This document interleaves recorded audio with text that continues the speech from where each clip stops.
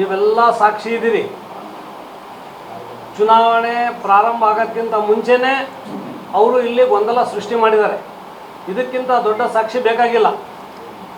ಬೇಕಾದಷ್ಟು ನೆಗೆಟಿವ್ ಆಗಿ ಮಾತಾಡಿದ್ದಾರೆ, ಮಂತ್ರಿಗಳ ವಿರುದ್ಧ ಮಾತಾಡಿದ್ದಾರೆ, ಕಾಂಗ್ರೆಸ್ ಪಕ್ಷಕ್ಕೆ ಬುದ್ಧಿ ಕಲಿಸ್ತೇವೆ ಅಂತಂದೇಳಿ ಅವ್ರು ಹಿಂದಿರೋರು ಮಾತಾಡಿದ್ದಾರೆ.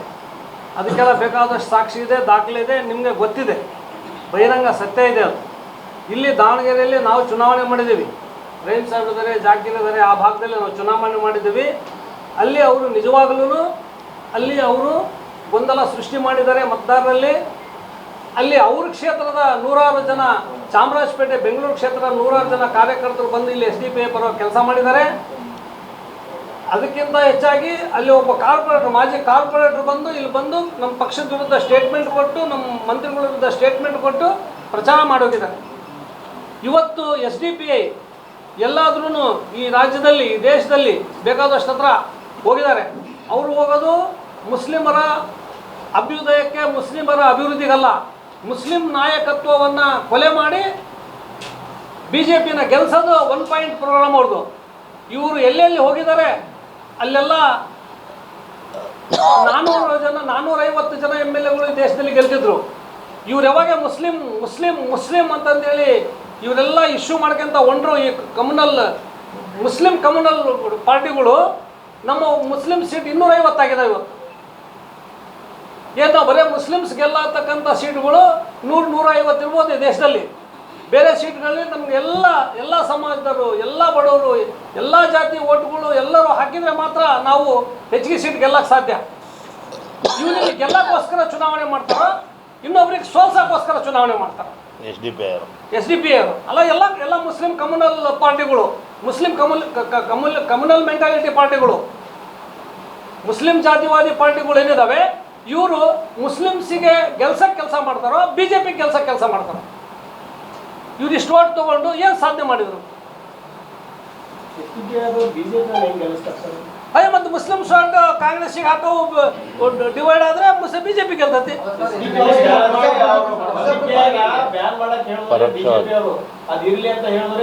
ಇಲ್ಲ ನಿಮ್ ತಪ್ಪು. ಕೇಳ್ರಿ, ಒಂದು ಕೇಳ್ರಿ, ಆಯ್ತಲ್ಲ, ಪೂರ್ತಿ ಕೇಳ್ರಿ.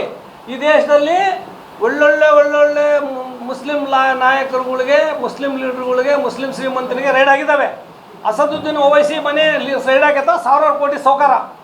ಬದ್ರುದ್ದೀನ್ ಅಜ್ಮಲ್ ಅಂತಂದೇಳಿ ಅಸ್ಸಾಂನಲ್ಲಿದ್ದಾರೆ, ಅವ್ರ ಮನೆ ರೈಡ್ ಆಗೈತ, ಅವ್ರ ಮೇಲೆ ಇನ್ಕಮ್ ಟ್ಯಾಕ್ಸ್ ರೈಡ್ ಆಗೈತ, ಅವ್ರ ಮೇಲೆ ED ರೈಡ್ ಆಗೈತ. ಯಾರು ಅವರಿಗೆ ಮುಸ್ಲಿಂ ಓಟ್ಗಳನ್ನ ಡಿವೈಡ್ ಮಾಡ್ತಾರೆ ಅವರು BJP ಅವರ ಸ್ನೇಹಿತರು. ಇಲ್ಲಿ BJP ಅವ್ರಿಗೆ ಅಂಡರ್ಸ್ಟ್ಯಾಂಡ್ ಇನ್ನೇನು ಮಾತಾಡಿದ್ದೈತಲ್ಲ, ವಾಷಿಂಗ್ ಮಿಷನ್ ಅವ್ರು ಬಂದು ನನಗೆ ಕಾಲಿಗೆ ಬಿದ್ದು ಅಂತಾರೆ. ಇದಕ್ಕೆ ಸಾಕ್ಷಿ FSIL ಮಾಡಲಿ. ಅಲ್ಲ, ಅದಕ್ಕಿಂತ ಮುಂಚೆ, ಅದಕ್ಕಿಂತ ಹೆಚ್ಚಾಗಿ COD ಎನ್ಕ್ವೈರಿ ಮಾಡಲಿ, ಇಲ್ಲ CBI ಎನ್ಕ್ವೈರಿ ಮಾಡಲಿ. ಇಲ್ಲ ಅಂದರೆ ಒಂದು ಜಾಗ ಹೇಳ್ತೇವೆ, ಅಲ್ಲಿಗೆ ಬಂದು ಪ್ರಮಾಣ ಮಾಡಲಿ. ಹಂಗಲ್ಲ ರೀ, ನಾವು ನಿಷ್ಠಾವಂತರ ಪಕ್ಷ. ನಮ್ದು ಅಲ್ಲ, ಗೆಲ್ಬೇಕಂತ ಬಂದು ಎಲ್ಲಿ ಗೆಲ್ತಾರೆ? ಯಾಕೆ ಸಪೋರ್ಟ್ ಮಾಡಬೇಕು? ನಾವು ಯಾವುದೇ ಕಮ್ಯುನಲ್ ಫೋರ್ಸ್ಗೆ ಸಪೋರ್ಟ್ ಮಾಡಲ್ಲ. ಹೌದು, ಪ್ರಜಾಪ್ರಭುತ್ವ. ಯಾರು ಬೇಡ ಅಂದ್ರು ಹೇಳ್ತೀವಲ್ಲ. ಅಲ್ಲ, ಅವರಿಂದ ನಮಗೆ ನಾನು ಹೇಳ್ತಿರೋದು, ಅವರಿಂದ ಸೆಕ್ಯುಲರ್ ಮೆಂಟಾಲಿಟಿ ಮುಸ್ಲಿಮ್ಸಿಗೆ ತೊಂದರೆ ಆಗ್ತಾ ಇದೆ ಅಂತಂದೇಳಿ. ಅವರು ಕಮ್ಯುನಲ್ ಮೆಂಟಾಲಿಟಿ ಮುಸ್ಲಿಮ್ಸ್ ಈ ತರ ಆಗುತ್ತೆ ಅಂತ ಬ್ಯಾನ್ ಮಾಡಿ ಅಂತ SDPI ಅಲ್ಲ, PFI ಅಂತ ಇತ್ತು. ಇದನ್ನು ಮಾಡಲಿ, ನಮಗೆ ಸಂಬಂಧ. ಯಾರು ಹೇಳಿಲ್ಲ ಅಲ್ರಿ. ಕೇಸ್ ಬಹಳ ಜನ ವಾಪಸ್ ತಗೊಂಡಿದ್ದಾವೆ. ಸಬ್ಜೆಕ್ಟ್ ಅಲ್ಲ, ನಾನು ಹೇಳ್ತಿರೋದು ಸಬ್ಜೆಕ್ಟ್ ಮೇಲೆ ಮಾತಾಡೋದು.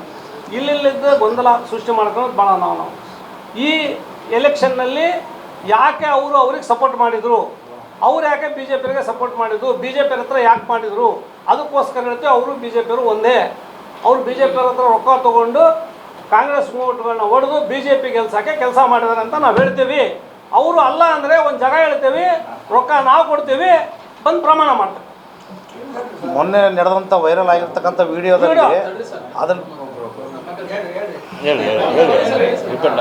ಅವರು ಇದನ್ನ ಸುಳ್ಳು ಅಂತ ಹೇಳಿದ್ರೆ ನಾವೊಂದು ಜಾಗ ಹೇಳ್ತೀವಿ, ಹೇಳ್ಬಿಡ. ಜಾಗ ಹೇಳಲ್ಲ, ಜಾಗ ಹೇಳಲ್ಲ, ಹೇಳ್ತೀವಿ ಅವ್ರು ಬರ್ತೇವೆ ಅಂದರೆ.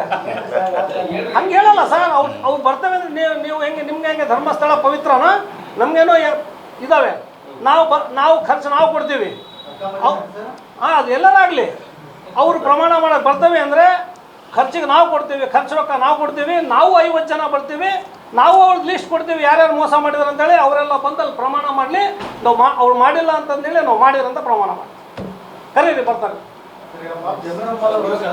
ಜಮೀರ್ ಅಹಮದ್ ಸೇರಿ ಇನ್ಕ್ಲೂಡಿಂಗ್ ಜಮೀರ್ ಅಹಮದ್. ಹೌದು, ಜಮೀರ್ ಅಹಮದ್ ಬರಬೇಕು.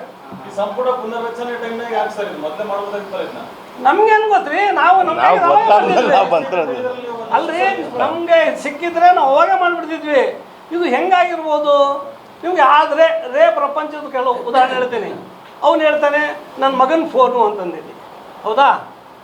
ಅವನ ಮಗ ರೊಕ್ಕ ತೊಗೊಂಡು ಕೊಟ್ಟಿರ್ಬೋದು, ಇಲ್ಲ ಅವನ ಮಗನ ಸ್ನೇಹಿತ ಯಾರಾದ್ರೂ ಕ್ಲಿಕ್ ಡೌನ್ಲೋಡ್ ಮಾಡ್ಕೊಂಡು 1 ನಿಮಿಷ ಯಾರಿಗಾರ ತೋರಿಸ್ಬೋದು, ನೋಡು ನಮ್ಮಪ್ಪ ಹೆಂಗೆ ಮಾತಾಡಿದ ಜಮೀರ್ ಹತ್ರ ಅಂತಂದೇಳಿ ಅವ್ರು ಯಾರಾದರೂ ಡೌನ್ಲೋಡ್ ಮಾಡ್ಕೊಂಡು ಮಾಡಿರ್ಬೋದು.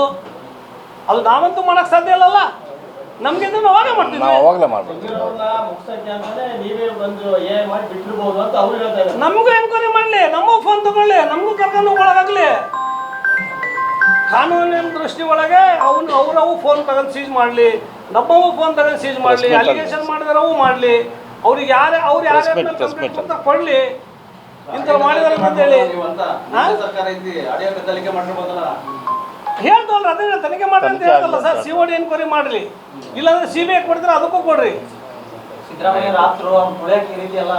ಅವೆಲ್ಲ ಏನು ಸಿದ್ದರಾಮಯ್ಯವ್ರಿಗೆ ಆಪ್ತ ಆಗಿದ್ರೆ, ನಾವೆಲ್ಲರೂ ಆಪ್ತರೇ ಸಿದ್ದರಾಮಯ್ಯರಿಗೆ ಆಪ್ತ ಆಗಿದ್ರೆ ಅವರು ಈ ಕ್ಷೇತ್ರದಲ್ಲಿ ಕಾಂಗ್ರೆಸ್ ಪಕ್ಷದ ಅಭ್ಯರ್ಥಿನ ಸೋಲ್ಸಕ್ಕೆ ಪ್ರಯತ್ನ ಮಾಡ್ತಿದ್ರಾ?